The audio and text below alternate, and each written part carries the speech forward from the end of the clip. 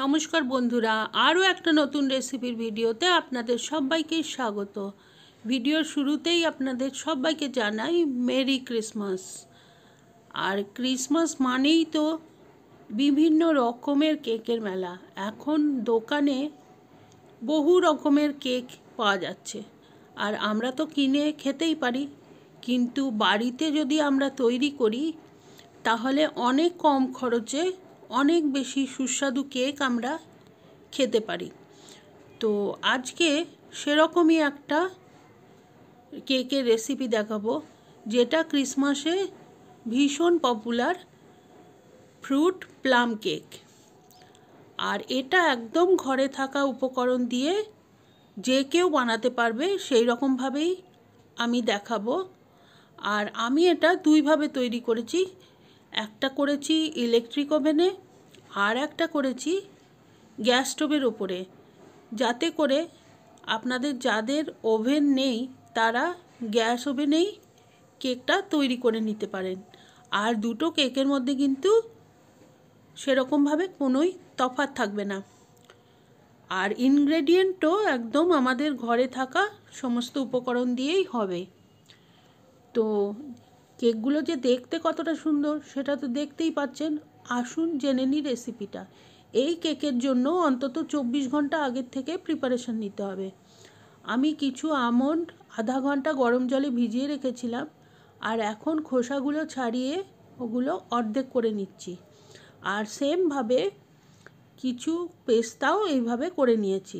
এগুলো আমার কেক গার্নিশিংয়ের কাজে লাগবে, কেকটা সাজানোর জন্য। আর এখন একটা বাটিতে নিয়ে নিচ্ছি কিছু কিশমিশ। আর আমি এখানে অন্য সেরকমভাবে কোনো ফ্রুট ব্যবহার করব না। একটা কমলা লেবুর জেস্টটা গ্রেট করে নিচ্ছি। জেস্ট মানে একদম ওপরে যে কমলা অংশ সেটা, সাদা অংশটা দিয়ে দিলে কিন্তু হবে না, কেননা তাহলে তেতো হয়ে যাবে। তো আমি নিয়ে নিয়েছি। আর নিয়ে নিচ্ছি খানিকটা অরেঞ্জ জুস। এখানে 50 ml মতো অরেঞ্জ জুস আছে। আর দিয়ে দিচ্ছি বেশ খানিকটা টুটি ফ্রুটি। আর কোনো ফল আমি এখানে দেব না। এই সমস্ত কিশমিশ আর টুটি ফ্রুটির মিক্সচারটা যেন অরেঞ্জ জুসের মধ্যে ভালোভাবে মিশে থাকে, এইটা দেখতে হবে। এটা অন্তত পক্ষে 24 ঘন্টা ভিজিয়ে রাখতে হবে, যাতে কিশমিশগুলো ফুলে যায়। আর এখন নিয়েছি ওয়ালনাট কুচি, পেস্তা কুচি, আমন্ড কুচি আর কাজু বাদাম কুচি। আর কিছু ওয়ালনাট আর কাজু বাদাম আমি অর্ধেক করে রেখেছি গার্নিশিংয়ের জন্য। এখন পরের দিন আমি নিয়ে নিচ্ছি 1 কাপ পেশা চিনি। যে কোনো অনলাইন স্টোরে বা বাজারে এই রকম কাপ কিনতে পাওয়া যায়। 1 কাপ মানে 250 ml, আর হাফ কাপ মানে হচ্ছে 125 ml। হাফ কাপ দিয়ে দিচ্ছি দুধ, লিকুইড মিল্ক, আর হাফ কাপ দিয়ে দিচ্ছি ভেজিটেবল অয়েল, সাদা তেল। এর সাথে দেব 1 চা চামচ ভ্যানিলা এসেন্স, এতে কেকের গন্ধটা সুন্দর হবে। আপনারা যদি লিকুইড মিল্ক না দেন তাহলে বদলে 4টে ডিম কিংবা হাফ কাপ কনডেন্স মিল্ক আর 75 ml অরেঞ্জ জুস দিতে হবে। কনডেন্স মিল্ক দিলে একটু মিষ্টি বেশি হবে, আর যদি ডিম দেন তাহলে মিষ্টিটা করার জন্যে আরও 2 টেবিল চামচ চিনি এক্সট্রা দিতে হবে।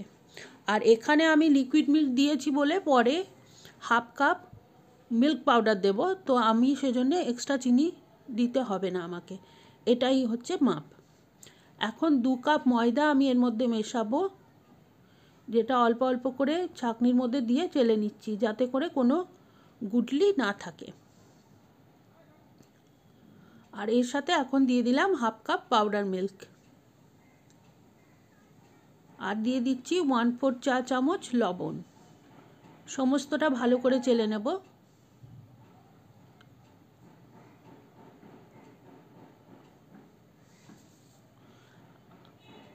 আর এখন আমি মশলাগুলো দিয়ে দেব।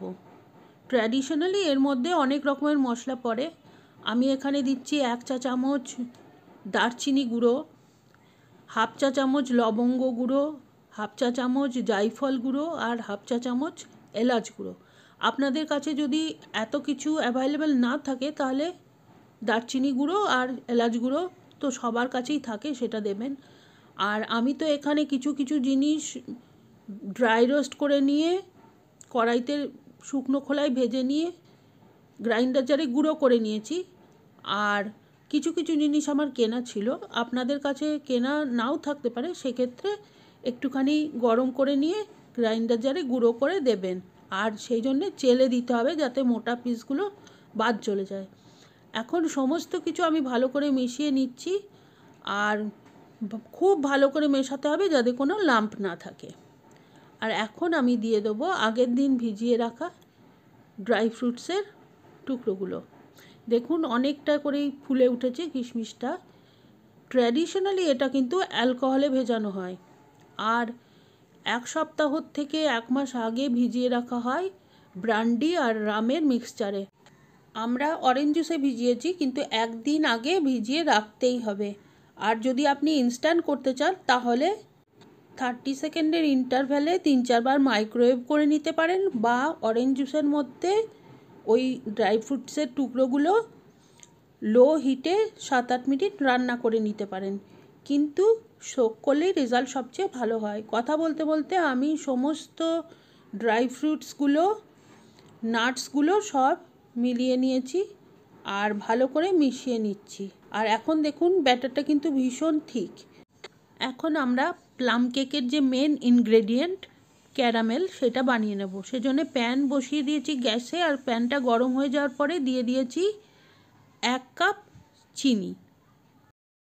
চিনিটা কিন্তু যতক্ষণ না গলবে টাচ করা যাবে না। 3-4 মিনিটের মধ্যে চিনিটা দেখুন এই রকম একটু ব্রাউন ব্রাউন কালার চলে আসবে। এইরকম গলা গলা হয়ে গেলে তখন আমি স্প্যাচুলাটা লাগাবো, আগে লাগানো যাবে না। এখন কিন্তু স্প্যাচুলা দিয়ে সমস্তটা ভালো করে মিশিয়ে নিতে হবে, তা নইলে কিছু অংশ পুড়ে যেতে পারে আর বাকিটা কিন্তু চিনি গলবেও না। তো মিলিয়ে নিচ্ছি আমি যাতে সমস্ত অংশটা ঠিকঠাক করে রান্না হয়। ক্যারামেল আমাদের তৈরি হয়ে গেছে, কিন্তু প্লাম কেকের জন্য এই কালারটা আরও ডার্ক দরকার। সেজন্য আমরা আরও 3-4 মিনিট এটাকে রান্না করে নেব, যতক্ষণ পর্যন্ত না ফেনা ফেনা হয় আর ধোঁয়া উঠতে থাকে। দেখুন ধীরে ধীরে ফেনা হতে আরম্ভ করেছে আর ধোঁয়া উঠছে। এই সমস্তটা ফেনা ফেনা হয়ে গেলে আমরা গ্যাসটা অফ করে দেব। এখন এই পর্যায়ে আমি গ্যাস অফ করে দিয়েছি, আর অল্প অল্প করে 50 ml জল এর মধ্যে ঢেলে নেব। এই কাজটা খুব সাবধানে করতে হবে, কেননা এখন ভীষণ গরম ক্যারামেলটা, আর এই পর্যায়ে জলটা ছিটকে আসার সম্ভাবনা থাকে। তো একটু সাবধানে এটা করে নেবেন। আর যারা আপনারা এটা করতে কমফোর্টেবল হবেন না, তারা এটা বাদও দিতে পারেন। 50 ml এখানে অরেঞ্জ জুস দিয়ে দেবেন এর বদলে, তাতেও চলবে, বা তাতে কালারটা আসবে না, নর্মাল ফ্রুট কেক হবে। আর যদি আপনারা এই কালারটা চান অথচ ক্যারামেল নাও করতে চান, সেক্ষেত্রে 2 টেবিল চামচ কোকো পাউডার দিতে পারেন। এখন আমি ক্যারামেলটা ভালো করে এই ব্যাটারটার সাথে মিশিয়ে নিচ্ছি। প্লাম কেকের কালারের জন্য এই ক্যারামেলটা খুব ইম্পর্টেন্ট। তো আমার মিশিয়ে নেওয়া হয়ে গেছে, কিন্তু ব্যাটারটা দেখুন এখন বেশ পাতলা, কেক ব্যাটারের থেকে অনেকটাই পাতলা। তো আমি এটাকে 15 মিনিট রেস্ট করতে দেবো, যাতে করে ব্যাটারটা একটু ঠিক হয়ে যায়। আর ততক্ষণ আমি কেক টিনগুলো তৈরি করে নেব। এই জন্য আমি নিয়েছি একটা হার্ট শেপড কেক টিন, আর তাতে অয়েল ব্রাশ করে নিচ্ছি। আর বাটার পেপার কেটে রেখেছি এইটার শেপে, সেইটা আমি এর মধ্যে দিয়ে দেবো। দিয়ে এর ওপরেও আমি একটুখানি তেল ব্রাশ করে নেব। আর আপনাদের কাছে যদি বাটার পেপার না থেকে থাকে তাহলেও কোনো সমস্যা নেই, বাচ্চাদের যে খাতা পাওয়া যায় তার পাতাও আপনারা এখানে ইউজ করতে পারেন। সেক্ষেত্রে অল্প একটু তেল দিয়ে এই একইভাবে রেডি করে নেবেন। একটা যেহেতু আমি গ্যাসের ওপরে অ্যালুমিনিয়াম ফয়েলে বানাবো, সেই জন্যে গ্যাসের ওপরে প্যান বসিয়ে গ্যাসটা জ্বালিয়ে দিয়েছি গরম হওয়ার জন্য, আর অ্যালুমিনিয়াম ফয়েলটাও অয়েল ব্রাশ করে নিচ্ছি। আর ইলেকট্রিক ওভেনটাও কিন্তু আমি 150 ডিগ্রি সেন্টিগ্রেডে প্রিহিট হতে দিয়ে দিয়েছি। এখন 15 মিনিট হয়ে গেছে, দেখুন ব্যাটারটা বেশ ঘন হয়ে গেছে। এখন আমি এর মধ্যে দেব 1 চা চামচ বেকিং পাউডার আর 1/2 চা চামচ বেকিং সোডা। আমার এই চামচটা 1/2 টিস্পুন, সেজন্য 2 বার দিলাম বেকিং পাউডার, 1 বার দিলাম বেকিং সোডা। আর দিয়ে দিচ্ছি 2 চা চামচ ভিনিগার। ভিনিগারটা দেওয়া হচ্ছে এইগুলো baking powder baking soda activate করার জন্য। এখন হালকা হাতে সমস্তটা ভালো করে মিশিয়ে নেব। এখন কিন্তু খুব বেশি এটাকে নাড়াচাড়া করা যাবে না বা বেশিক্ষণ ধরে মেশানো যাবে না, হালকা হাতে অল্প সময় মিশিয়ে নিলেই তৈরি হয়ে গেল।